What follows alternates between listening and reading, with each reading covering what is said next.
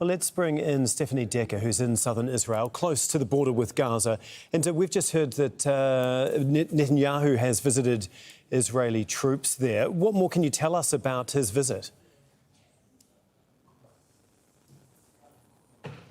Yes, we actually saw his convoy. We didn't know who it was. It was a long convoy of blacked out cars in the area. And then they closed the road that we wanted to take on. We thought it might be the Minister of Defense, but it seems that it was Prime Minister Benjamin Netanyahu. He basically visited two areas that had been affected by the Hamas attack, where over 100 civilians died in each, in Be'eri and also in Kfar Gaza. He spoke to the troops, saying that they were going to redefine the area, basically rallying them, giving them a pep talk, if you will, ahead of what everyone is expecting to be an imminent, perhaps, according to commentators and the feeling here, of a ground invasion. It's taken him a week to do so, and of course Prime Minister Benjamin Netanyahu has always told the Israeli public, when it comes to the political scene, that he, Mr. Security is how he is called, was the only one to keep the Israeli public safe. Now, the Hamas attack of last Saturday certainly is the biggest breach of Israeli security in the last few decades, if not ever. He hasn't really apologized. The narrative coming from him is, of course, one of war, one of unity. Now, the Israeli public has pretty much rallied behind him temporarily, but certainly the polls are showing that the majority of Israelis do blame him for this failure, and many are saying that perhaps after the war that he should go. In a video that was released by the Israeli army, it has Netanyahu talking to troops saying, "Are you ready for the next stage?" It certainly seems like an invasion into Gaza is imminent. What other signs have there been in the south there that would, I guess, lead people to think that it is going to happen any day now? Well, the troops are in position. You have the biggest call-up of army reserves here. Of course, how the army works here, it's conscription.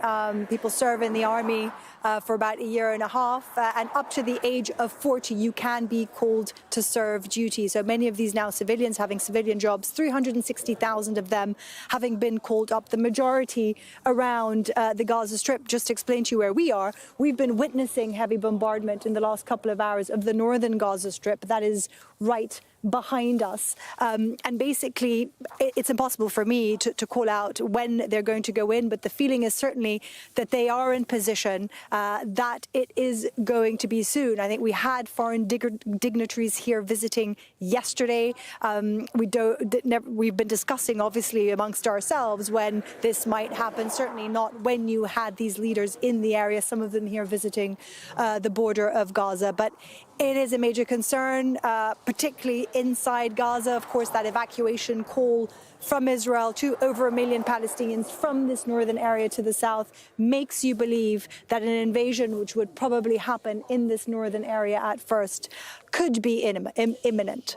OK, thank you so much for that update. That is Stephanie Decker for us in southern Israel.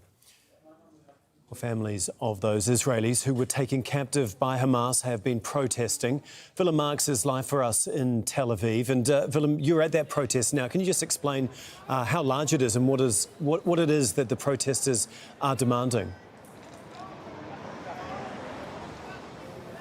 So, Tom, over the last 8 or 9 months, just down the road from where we are now, we're outside the kind of main Israeli government complex in Tel Aviv. There have been weekly protests against the government of Prime Minister Benjamin Netanyahu, particularly as it pertains to his efforts to overhaul the country's judicial system. Today, this morning, a father of one of the people believed held captive in Gaza set up a chair, set up a sign and said, "I want the government to pay attention to this issue," posted it on social media, and over the course of the last few hours, you can see still some of them behind me here, hundreds, thousands of people turning up to make their displeasure known at the way that the Israeli government seems to be focused or not focused enough on this issue of people who are missing or unaccounted for. Behind me here, there's a long wall that's been covered with posters over the course of the day, photographs of those who are missing with their names and their ages. And just as we follow around here to show you, this is spread on both sides of the street. There's quite a heavy police presence, as there has been throughout many of the anti-government protests here over the last year or so. There's many more people here. Quite a fractious crowd, to be honest, at the moment, Tom. People seemingly very much on edge. I've been talking to quite a few of them, asking them questions about why they're here, how this is different to previous anti-government protests. They have said, look, this is not the time to criticise the government. This is not the time to question what happened last weekend. What I'd like to see, many of them I spoke to, essentially would be what they call prisoner swaps, exchanging political, or what the Israelis call security prisoners, Palestinians held there in jails, with some of these captives. OK, thanks so much, Willem. That is Willem Marks for us in Tel Aviv.